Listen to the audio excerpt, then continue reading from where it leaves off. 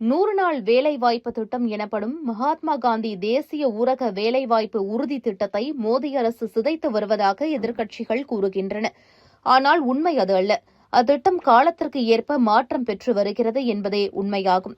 2004ஆம் ஆண்டு முதல் 2014 வரை காங்கிரஸ் தலைமையிலான ஐக்கிய முன்னணி அரசின் 10 ஆண்டு ஆட்சியில் உரிமை சார்ந்த திட்டம் என்று சொல்லப்பட்ட இந்த திட்டத்தின் அணுகுமுறை ஊழல் சார்ந்த ஒரு திட்டமாக மாறியது.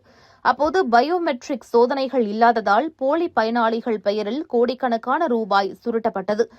2011ஆம் ஆண்டு CAG அறிக்கைகளும் இது தொடர்பாக பதியப்பட்ட CBI வழக்குகளும் இதற்கு சான்றுகளாகும்.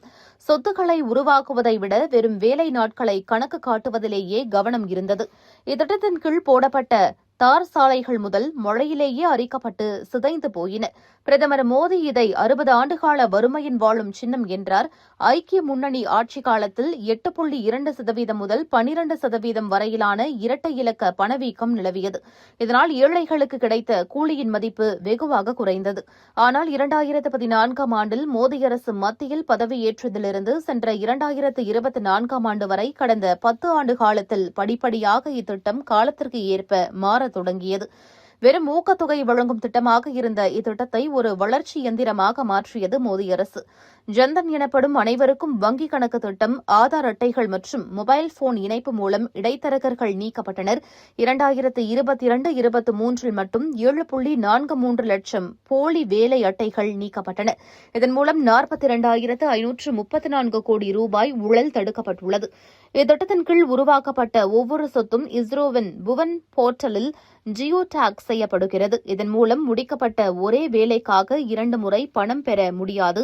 மேலும் மிஷன் அமிர்த சரோவர் திட்டம் மூலம் ஒவ்வொரு மாவட்டத்திலும் 75 நீர்நிலைகளை புதுப்பிக்கும் திட்டத்தில் 68,000க்கும் கூடுதலான குளங்கள் முடிக்கப்பட்டுள்ளன.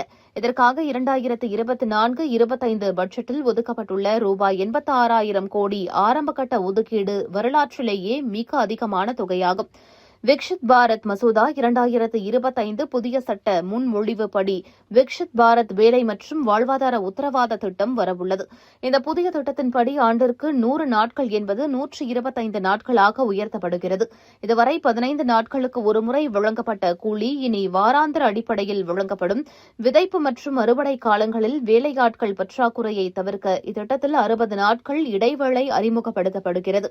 இது விவசாயிகள் மற்றும் தொழிலாளர்கள் இருவருக்கும் லாபகரமானதாகும். அதேபோல மாநிலங்களின் பங்களிப்பு மற்றும் பொறுப்புணர்வினை அதிகரிக்க நிதி பகிர்வு முறை மாற்றப்படுகிறது. மேலும் அரசியல் விருப்பங்களுக்கு பதில் புள்ளி விவரங்களின் அடிப்படையில் தேவைப்படும் பகுதிகளுக்கு இனி நிதி ஒதுக்கப்படும். மோடி அரசு கொண்டு வந்துள்ள இந்த புதிய வேலை உறுதி சட்டம் மகாத்மா காந்தி தேசிய ஊரக வேலைவாய்ப்பு உறுதி திட்டத்தில் உள்ள கட்டமைப்பு குறைபாடுகளை சரி செய்கிறது. இது தொழிலாளர்களுக்கு 125 நாட்கள் வரை அதிக வேலையையும் விரைவான கூலியையும் தருவதோடு விவசாயிகளின் தொழிலாளர் பற்றாக்குறை பிரச்சினையையும் தீர்க்கிறது. மோடி அரசின் இந்த புதிய திட்டம் தொழிலாளர்கள் மற்றும் விவசாயிகள் ஆகிய இரு தரப்புக்கும் கிடைத்த வெற்றி என வல்லுநர்கள் கூறுவது குறிப்பிடத்தக்கது.